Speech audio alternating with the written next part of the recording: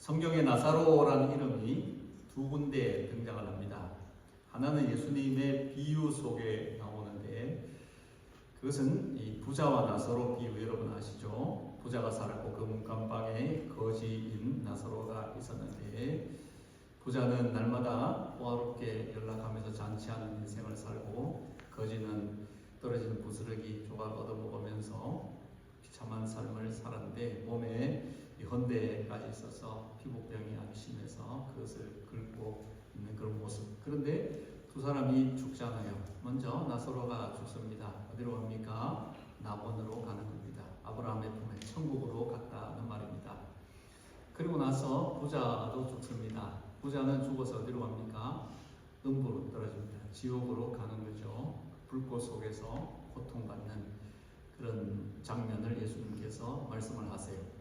자, 그러면 예수님이 그 비유를 그렇게 말씀하셨다면 거지는 왜 천국 갔고 부자는 왜 지옥 갔는가? 이 얘기를 밝혀주셔야 되는데 그런 내용이 없어요. 그럼 부자면 다 지옥 갑니까? 그렇지 않잖아요. 거지니까 고달프게 살았으니까 고생 끝 뭐 그런 겁니까? 그렇지 않잖아요. 예수님의 그 비유에서 굳이 왜 거지 나사로가 천국 갔는지 부자가 지옥 갔는지 그것을 밝혀주지 않았다면 오히려 그 이유는 명백한 것입니다. 부자는 사실 아브라함을 가리켜서 아버지 아브라함이여 그렇게 부르고 있어요. 하나님을 찾기도 하고 이렇게 하거든요. 그렇지만 지옥에 갔단 말이에요. 왜 갔느냐? 하나님의 백성이 아니었기 때문에 지옥 간 겁니다. 그것을 가지고 굳이 그가 예배를 드렸고 또 그가 선행을 했고 그랬지만 구원받지 못했다 이렇게 연결해서 설명할 필요가 없어요. 하나님 자녀가 아니니까 지옥으로 가는 것입니다. 나사로는 구차하게 살았지만 남의 집에서 빌어먹는 인생이었지만 그는 하나님의 자녀였기 때문에 하나님이 그가 세상을 떠날 때 불러서 천국으로 간 줄로 믿습니다. 우리가 성경에서 굳이 설명하지 않는 것을 신학적으로 성경 해석학적으로 따지고 분석하고 그러면 점점 복잡해지고 오리무중으로 빠질 수 있어요. 태초에 하나님 천지를 창조하셨느니라 그러면 그렇게 하신 거지 그걸 가지고 과학적으로 설명을 하고 분석하고 논리적으로 이해가 되니 안 되니 그럴 필요가 없다는 것입니다. 자, 그리고 또 오늘 본문에서 나사로라는 사람이 나오는데 이 나사로는 예수님의 친구였습니다. 마리아 마르다 그리고 나사로 이 세 남매가 한 집에 살았고 주님께서 그들을 사랑하셨고 또 그들도 예수님을 사랑해서 주님과 함께 친밀한 관계를 유지한 예수님의 친구 나사로입니다. 자, 저는 그 예수님의 비유 속에 등장하는 이 나사로를 주님이 굳이 나사로라는 이름으로 붙이신 이유가 뭘까 상상을 하면서 어쩌면 오늘 본문에 나오는 이 사건 속에서 나사로의 죽음을 염두에 두고 말씀하신 것은 아닐까. 나사로가 죽어서 낙원에 갔다. 지금 예수님의 그 비유 속에 나온 나사로도 그랬고 예수님의 친구 나사로도 죽어서 어디로? 천국으로 갔다. 이것을 매치를 시키고 있는 것 아닐까 하는 생각을 해보았습니다. 자, 그런데 그 비유 속에 이 거지였던 나사로가 죽어서 이제 낙원으로 갔고 지금 예수님의 친구 나사로도 낙원으로 천국으로 갔는데 그 천국으로 간 이 나사로를 예수님께서 어떻게 하느냐 그것이 오늘 본문에서 드러낸 사건인데 우리가 잘 알잖아요. 이 나사로가 다시 살아나는 거죠.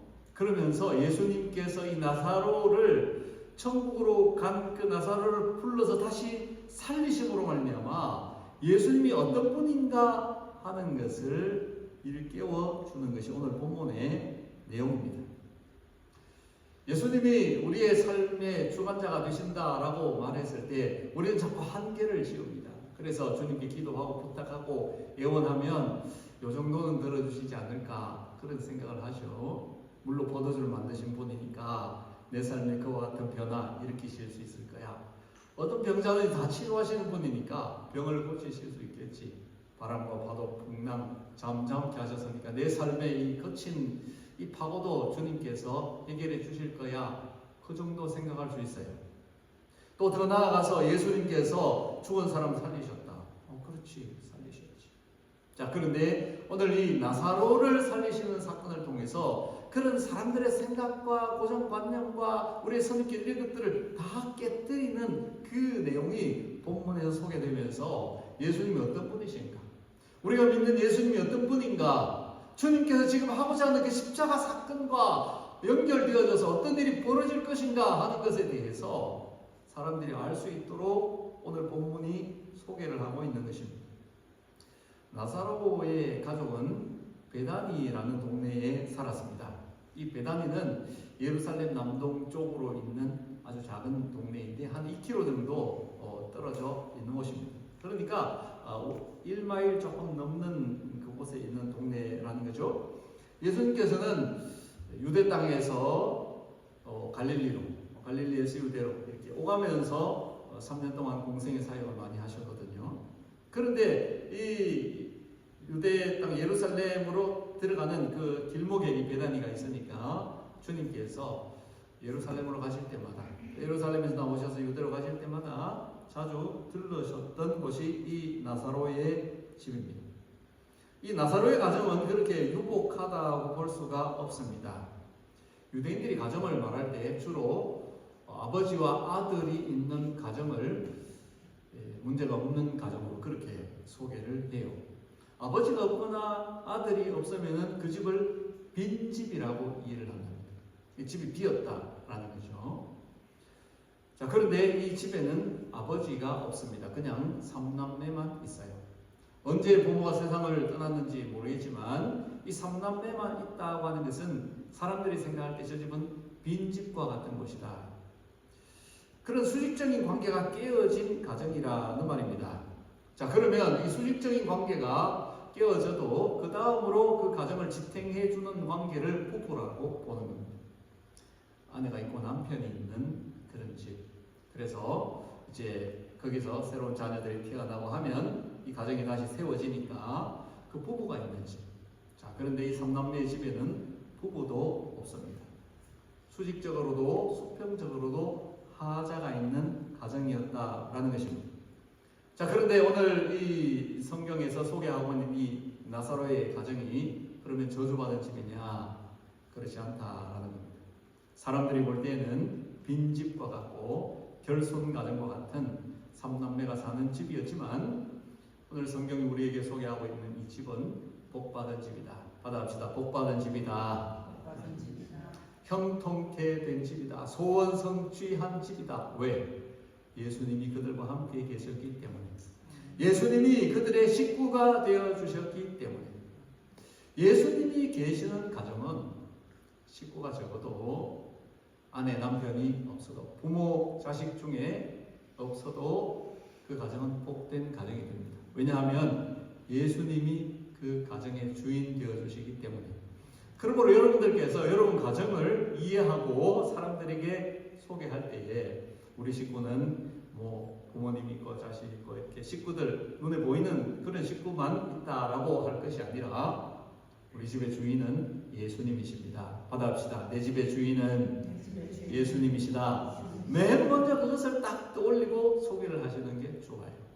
왜? 예수님이 우리 가정의 주인이시기 때문에, 그분이 우리 아버지이시기 때문에, 그분이 내 남편이시기 때문에, 그분이 내 가정을 지켜주시고 보호하시고 내 가정을 책임져 주시기 때문에, 내 가정에 주님이 계시다는 이 사실을 인식하고 살아가는 사람은 그 가정이 무슨 결손 가정이어도 부모 자식의 문제가 있어도 아무런 어려움이 없습니다. 왜? 주님이 내 집의 주인 되어 주시기 때문에.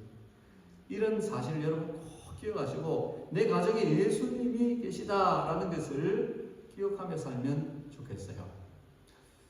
여러분 많이 보신 그림일 텐데 교회에 눈밭에서 찍힌 예수님 그 사진, 그림 많이 보셨잖아요. 그 사진인데 이제 2차 대전이 끝나고 그리고 중국에 어떤 사진사가 말을 타고 이렇게 가는데 이 사람이 이제 신앙이 아주 깊어요. 그러니까 내가 예수님 얼굴 한번 보면 얼마나 좋을까?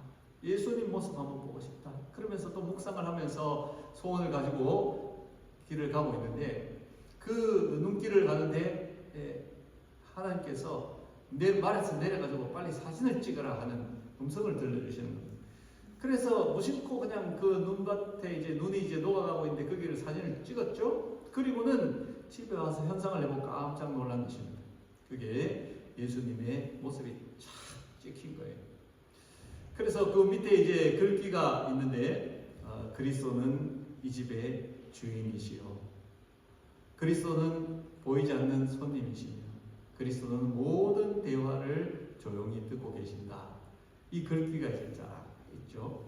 그러니까 예수님이 우리 믿는 자의 가정에 함께 하시는 식구라는 사실, 예수님이 계시게 되면 그 가정은 웃음꽃이 필 수 있습니다. 예수님이 계시게 되면 어떤 결손과 결핍도 주님이 다 채워주시고 해결해 주십니다. 주님 모시고 살면 진정한 기쁨과 감사가 충만하게 됩니다. 예수님이 함께 계시는 가정, 예수님이 여러분의 식구가 되는 이 사실을 확인하고 날마다 감사하며 살아갈 수 있기를 축원합니다. 경제적 형편이 얼마나 좋았는지 모르겠지만 이 삼남매는 예수님을 극진히 모셨습니다. 주님이 오실 때마다 주님을 대접합니다. 마르다는 부엌으로 가서 음식을 장만합니다. 예수님만 오셨겠습니까? 제자들도 따라오고 사람들이 많잖아요. 그런데 있는 형편껏 주님을 극진하게 대접을 했어요. 마리아는 예수님 오시기를 기다려서 주님 발치에 앉아서 주님의 말씀을 듣는 것을 좋아했습니다. 오늘 본문 2절에 보면 마리아는 예수님의 몸에 향유를 부은 여성이었다 그랬어요. 그녀가 가지고 있는 가장 자신이 시집갈 때 지참금으로 쓰려고 모아놓은 전부를 주님 앞에 부어드린 것입니다. 이런 것들은 그 가정이, 그 식구들이 예수님을 얼마나 사랑했는가 하는 것을 보여주세요. 3절에도 보면 제자들이 나사로를 가리켜서 사랑하는 자가 병들었다. 사람들이 그렇게 말하고 있어요. 예수님 사랑받는 사람들 되시기를 축복합니다. 예수님 사랑받는 것이 최고입니다. 왜 우리가 예수님을 사랑해야 되느냐? 주님이 먼저 날 사랑하셨기 때문에. 예수님을 사랑하는 그 마음을 잃어버리게 되면 그 마음은 공허한 것입니다. 살아갈 아무런 의미가 없습니다.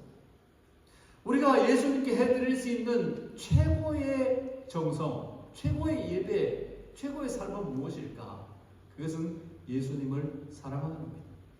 나 같은 죄인을 위해서, 버림받아 마땅한 나를 위해서 주님이 그렇게 십자가에서 사랑해 주셨다면 이제는 그 사랑을 돌려드리는 겁니다. 주님, 나는 드릴 물질이 없어요. 나는 건강하지도 못하고 재능도 없어요. 괜찮아요. 나는 주님 사랑해요. 그 마음이면 충분한 것입니다.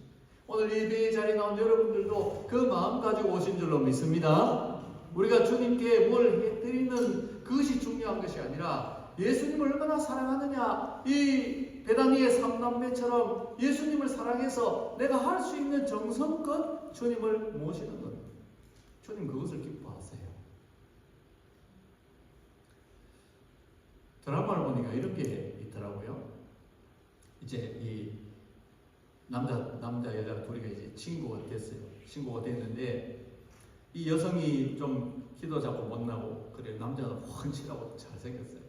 남자가 그 여자친구한테 좋아합니다 이렇게 말하니까 여자친구가 나를 좋아해 주셔서 너무 감사해요. 그런데 내가 어떻게 해야 될지 모르겠어요.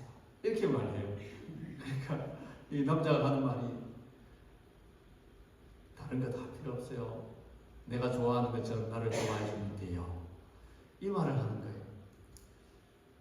예수님께서 우리를 향해서 네가 뭘 못해도 좋으니까 나를 좋아해 주면 돼. 나를 사랑해 주면 돼. 그 말씀을 하실 것 같아요.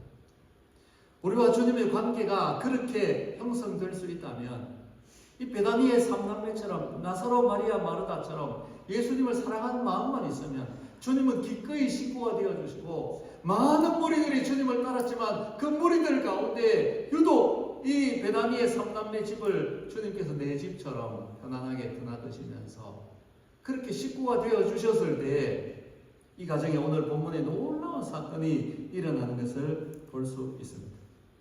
예수님을 사랑하고 예수님을 모시고 살아가지만 불행한 일은 다가오는 것입니다. 우리가 예상하지 못했던 큰 어려움이 닥칠 수 있어요. 오늘 본문에 그 사실을 말씀하고 있습니다.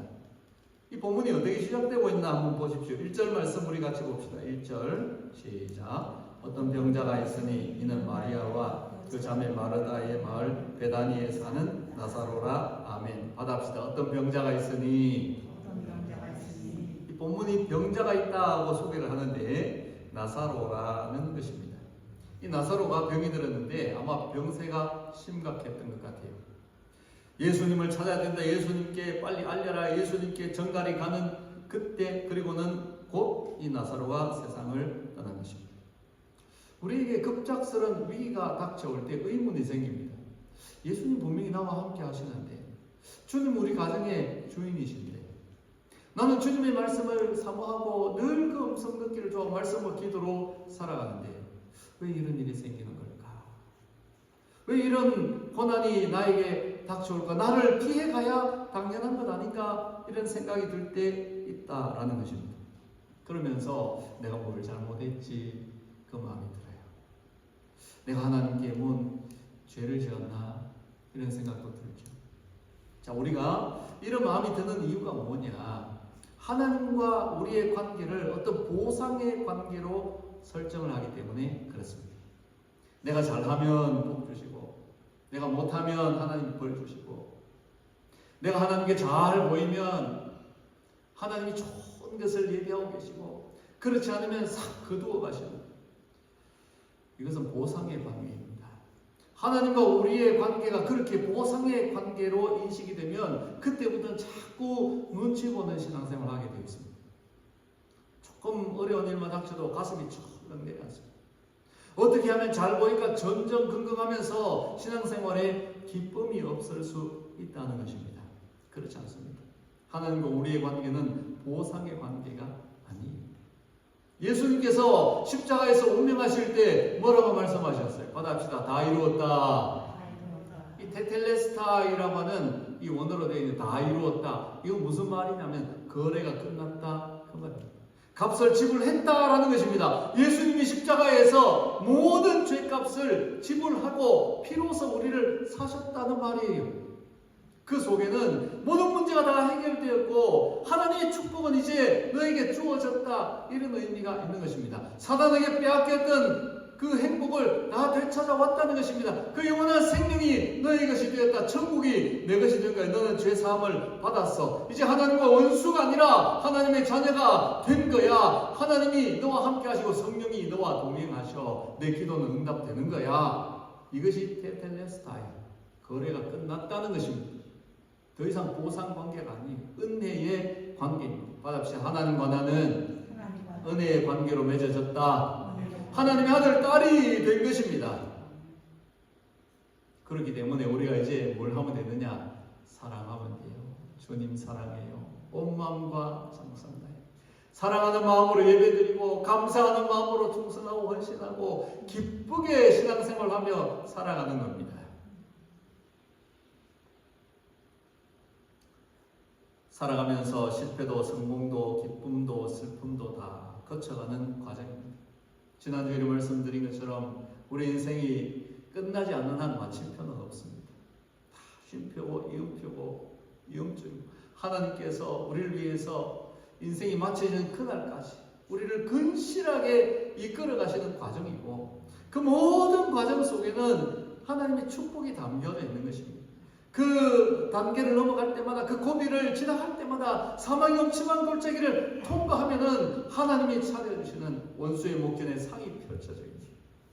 내가 여호와의 집에 영원히 살리로다 하는 그 순간까지 하나님의 선하심과 인자하심은 끊으시지 않고 우리와 함께하는 줄로 믿으시기 바랍니다. 고난이 올 때 하나님께서 우리를 통해 영광을 받으신다 했습니다. 시편 50편 15절 같이 읽어봅시다. 시작. 환난 날에 나를 부르라. 내가 너를 건지리니 내가 나를 영화롭게 하리로다. 아멘. 환난이 왔는데 하나님이 영광을 받으신다. 어떻게 하면? 나를 부르라. 그러므로 우리에게 온 환난, 어려움, 위기, 이것은 하나님이 영광을 받으시는 재료가 된다는 거예요. 그러면 예상할 수 있죠. 야, 고난이 왔네. 하나님 이것을 통해서 어떤 영광을 거두시기를 원하시는가? 생각을 바꾸는 거예요. 로마서 5장 3절 4절 같이 봅시다. 시작. 다만 이뿐 아니라 우리가 환난 중에도 즐거워하나니 이는 환난의 인내를, 인내는 연단을, 연단은 소망을 이루는 줄 알미로다. 아멘. 환난 중에도 뭘 한다고요? 즐거워하나.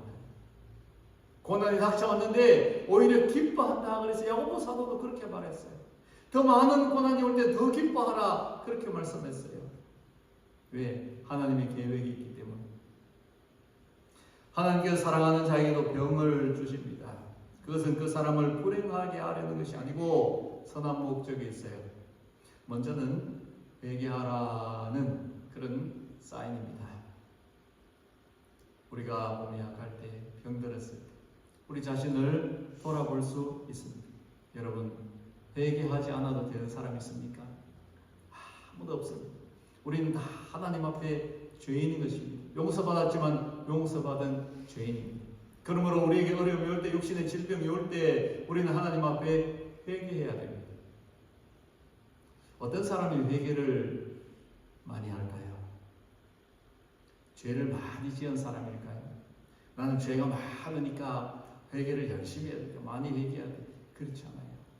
전과 2법, 3법, 10법, 20법 되면 더 뻔뻔해져요.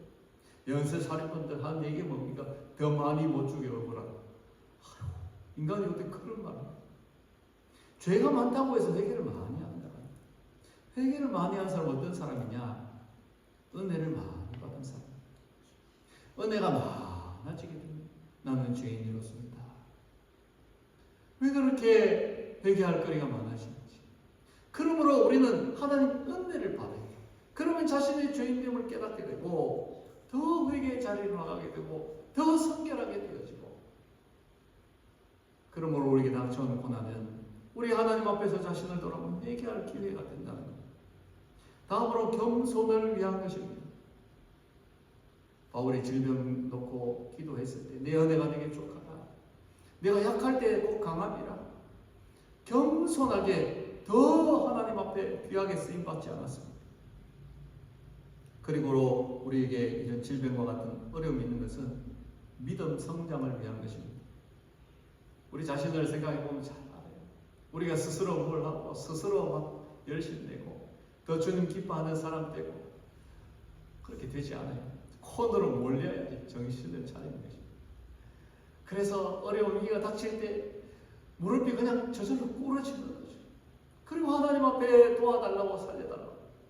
고난이 오는 것은, 어려움이 오는 것은 그렇게 자신을 엎드리게 만들고 주님 앞에 자신을 굴복시키고 회개하면서 하나님의 도움을 구하는 기회가 되니까 믿음이 자라나게 되는 거죠. 마지막으로 아까 말씀드린 것처럼 하나님의 영광을 위해서입니다. 받아합시다. 하나님의 영광을 위해서. 오늘 본문이 하나님의 영광을 위한 사건이라고 밝히고 있어요. 4절 말씀 보겠습니다. 4절 시작. 예수께서 들으시고 이르시되 이 병은 죽을 병이 아니라 하나님의 영광을 위함이요 하나님의 아들이 이로 말미암아 영광을 받게 하려 함이라 하시더라. 아멘. 예수님 사랑하는 가정에, 그 화목하고 단란한 가정에 주님이 계셔서 행복의 웃음꽃이 피는 그 가정이 병이 들어서 죽어버린 거죠. 자, 이 병을 놓고 예수님 뭐라고 해석을 합니까? 이것은 하나님의 영광을 위한 것이다. 그렇게 해석을 하고 있습니다. 가족이 아프면 온 가족이 아프지 않습니까? 나사로의 누이들이 슬픔에 잠깁니다. 부모님을 떠나보내고 삼남매가 의지하고 살아갈 때 힘든 일이 있어도 다시 용기를 내고 그렇게 의지하면서 살았던 오누이들인데 그 오라버니가 세상을 떠나버린 것입니다. 부모님이 세상을 떠날 때 얼마나 슬펐겠어요. 그런데 그 가정을 지탱하고 있던 마지막 기둥마저 무너져 내려 버린 것입니다. 급작스럽게 악화되는 병세에 의원들이 손을 쓰지 못해요. 다급하게 할 수 있는 마지막 카드가 예수님을 찾는 것이었는데 그나마도 예수님이 오시지 않고 오라버니가 세상을 떠난 것입니다. 하지만 예수님께서는 모든 것을 아시고 죽을 병이 아니라 하고 계십니다. 11절 말씀 봅시다. 11절 시작. 이 말씀을 하신 후에 또 이르시되 우리 친구 나사로가 잠들었도다. 그러나 내가 깨우러 가노라. 아멘. 받아합시다. 나사로가 잠들었도다. 사람이 죽었는데 그 형상을 놓고 예수님께서는 잠들었다. 주님의 눈으로 보는 상황은 우리하고 다르다라는 것입니다. 주님은 나사로가 잠들었다 그래요. 사람은 죽는 것으로 다 끝이 나버리는 것입니다. 그래서 아마도 이 예수님께 전가를 보낼 때는 마지막 희망으로 예수님이 나사로가 세상 떠나기 전에 이 병이 더 깊어져서 죽기 전에 오시면은 희망이 있지 않을까? 살릴 수 있지 않을까? 이것을 그들은 골든타임으로 설정을 해놓았던 것입니다. 그런데 예수님께서는 뭐라고 하십니까? 나사로가 잠들었다. 그리고 내가 깨우러 가노라. 그렇게 말씀하세요. 예수님이 깨우면 살아나는 것입니다. 예수님 깨우면 죽은 사람도 살아납니다.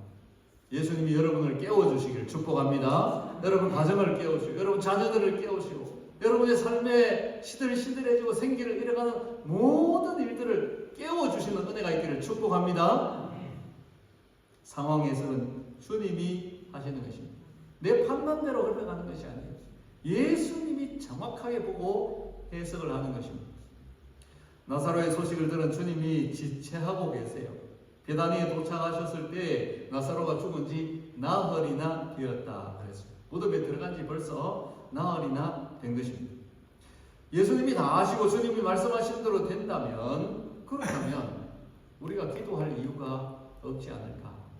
뭐하러 기도해? 예수님 다 아실 텐데, 예수님이 알아서 하실 텐데, 주님 그냥 맡겨버리고 살면 되지, 내가 용서할 필요가 있나? 기도할 이유가 없잖아. 여러분 그렇습니까?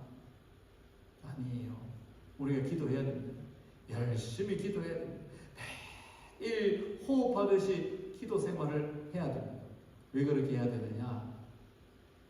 이 기도하는 것은 내가 원하는 것을 얻고 어떤 상황을 바꾸기 전에 기도하는 그 사람을 바꾸어 놓기 때문에 그렇습니다. 내가 기도하는 것은 기도의 사람이 되기 위함이지 기도를 통해서 어떤 것을 이루려고 하는 것이 아니다 라고 합니다. 물론 하나님께서 우리의 기도에 응답하셔서 얼마든지 놀라운 역사들을 이루실 수 있어요. 그러나 하나님께서 우리에게 기도하라 하시는 것은 내가 기도의 사람 되기를 원하시는 거예요. 기도한다는 것은 무엇을 의미합니까? 하나님과 교통한다는 말입니다. 하나님과 쉴 새 없이 대화하면서 교제하는 사람이 된다는 거예요. 그것이 기도의 목표입니다.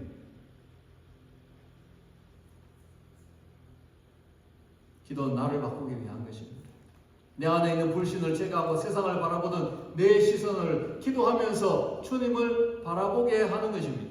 내 입술의 불평과 원망의 말이 믿음의 말로 바뀌기 위해서 기도하라 하는 것입니다. 불안과 두려움이 제거되고 하나님의 평강이 임하도록 하기 위해서 기도하라. 모두가 다 나의 유익을 위한 것입니다. 내가 바뀌면 상황은 하나님이 바꾸어 주십니다. 믿으시기 바랍니다. 베다니는 슬픔의 집이라는 뜻이 있습니다. 양부모를 다 잃고 오빠가 세상을 떠났으니 나사로의 집은 슬픔의 집, 초상집이 된 것입니다. 가난하고 질병이 오고 죽음까지 왔으니 불행의 3종 세트가 온 것입니다. 그러나 주님은 이 슬픔의 집을 기쁨의 집으로 바꾸십니다. 예수님이 오시면 슬픔과 불행이 변화해서 기쁨과 찬송이 된다는 것을 보여주고 있습니다. 그러므로 우리 집에 예수님이 계셔야 됩니다. 주님이 주인 되셔서 주님께서 내 가정을 책임져 주시는 그런 은혜가 있어야 하는 것입니다. 예수님이 지체하신 이유가 무엇입니까? 15절 말씀 보겠습니다. 15절 시작. 내가 거기 있지 아니한 것을 너희를 위하여 기뻐하노니 이는 너희를 믿게 하려 함이라. 그러나 그에게로 가자 하시니 아멘. 받합시다. 너희를 위하여 기뻐하노니. 예수님이 그들 가운데 계시지 않은 것을 주님은 기뻐한다라고 말씀하세요. 이 말씀의 의미가 무엇일까요? 예수님에게 계획이 있었다라는 것입니다. 그리고 나사로가 병들어서 병세가 중해졌다는 전가를 받았음에도 불구하고 주님이 급히 가시지 않는 이유가 있었다는 것입니다. 주님은 주님의 시간표대로 움직이고 계시는 것입니다. 예수님이 그들과 함께 계시지 않았고 그래서 나사로가 세상을 떠났고 나사로가 무덤에 들어간 지 나흘이나 된 이 사실을 주님은 기뻐한다고 말씀하십니다. 자, 이제 주님의 시간표가 다가오고 있습니다. 예수님께서는 그 나사로의 죽음을 통해서, 그리고 주님께서 그 나사로를 살려내심으로 말미암아 그 사람들에게 예수님이 어떤 분인가 하는 것을, 아니 우리들에게 주님이 어떤 분이신가 하는 것을 낱낱이 보여주기를 원하셨던 것입니다. 예수님은 죽은 사람을 살려내신 사건들이 있어요. 야이로의 딸을 살렸죠. 나인성 과부의 그 죽은 장례 행렬에 멈추게 해서 살리신 그런 사건도 있어요. 그런데 이 나사로의 사건은 또 그것과 다르고 한 걸음 더 나아간 것입니다. 무엇입니까? 무덤에 들어가서 장사한 지 나흘이 지났다라는 것입니다. 이것은 무엇을 말합니까? 이제는 끝났다라는 겁니다. 사람들 그 누구도 예수님이 오셔도 이 문제는 해결할 수 없어. 골든타임이 다 지나간 거야 라는 생각. 죽음은 우리에게 그렇게 다가옵니다. 그리고 그 시간들이 갈수록 이제는 잊혀져가는 그 순서만 기다리고 있을 뿐입니다. 그런데 예수님께서는 그 상황을 완전히 바꿔 놓으시는 거예요. 주님이 어떤 분이다 하는 것을 나타내십니까? 죽은 지 무덤에 들어가서 나흘 된 그 썩어가는 시신에서도 생명을 불어넣어 살릴 수 있는 분이시다. 예수님이 생사의 주관자시다. 사람들의 생각과 사람들의 기대를 뛰어넘어서 역사하시는 분이다 하는 것을 보여주신 것입니다. 우리의 믿음은 자꾸만 한계 상황에 걸려버립니다. 그래서 우리 하나님을 바라보면서 또 예수님을 묵상하면서 주님을 찬양하고 예배하고 기도하고 또 실생활 속에서 예수님을 주님으로 모시고 살아가면서도 자꾸만 내 생각, 내 계획, 내가 그어놓은 한계 상황에 부딪혀서 절망하고 맙니다. 예수님은 오늘 우리를 향해서 그 한계를 뛰어넘으라고 말씀하십니다. 우리가 믿는 예수님이 어떤 분인가 하는 것을 다시 한번 새롭게 인식하라고 말씀하고 계시는 것입니다. 나흘이 되었다라고 말했습니다. 우리 한국은 전통적으로 이제 3일장하고 좀 길게 하면 5일장 하죠. 그래서 뭐 시신이 부패하고 이제 막 냄새가 나는 이런 상황까지 가는 여름에 아주 참 이 장례식 하기가 곤란한 그런 경우도 있고 하는데, 유대인들이 이제 이 사흘까지는 혼이 아직 머물러 있다 그렇게 믿는다고 합니다. 그래서 나흘이 되었다라고 하는 말은 머물러 있던 혼도 떠나가 버렸다라는 거예요. 이제 끝났다는 겁니다. 무덤에 들어갔고 이 집에는 이제 오라버니가 죽은 고인이 된 그런 집, 빈 집을 넘어서 이제는 이 집은 도저히 앞으로 희망이 없다. 그렇게 사람들이 평가하는 상황이 되었다는 겁니다. 거기에 예수님이 오시는 겁니다. 그리고는 뭐라 하십니까? 무덤에 돌을 올려놓아라 하십니다. 35절에 보면 이 나사로의 집에 오신 예수님께서 눈물을 흘리셨다 그랬어요. 칼빈이 주석하기를 예수님이 우신 이유가 뭐냐? 그것은 죄와 사망의 권세 아래 있는 인간의 비참함 때문이다 라고 해석을 합니다. 죄와 사망의 권세에 눌려있는 그 인생들의 모습을 보고 예수님이 오셨다. 저는 조금 다른 각도에서 생각을 해보았습니다. 예수님이 왜 오셨을까? 예수님이 인생을 입으신 그 가족의 그 죽음, 사랑하는 친구가 세상을 떠난 그 사실 그 자체로 인해서 눈물을 흘리지 않으셨을까? 주님은 우리의 슬픔에 함께 하시는 것입니다. 우리가 아파하고 힘들어할 때 주님께서 함께 옆에 계시면서 우리의 진정한 위로자가 되기를 원하신다 하는 사실. 무덤에 그 돌을 옮겨 놓아라 말씀하세요. 우리는 주님과 우리 사이에 가로막혀 있는 이 돌을 옮겨 놓아야 의심의 돌, 내 생각의 돌, 고정관념의 돌, 이런 것들을 옮겨 놓아야 그럴 때 기적이 일어납니다.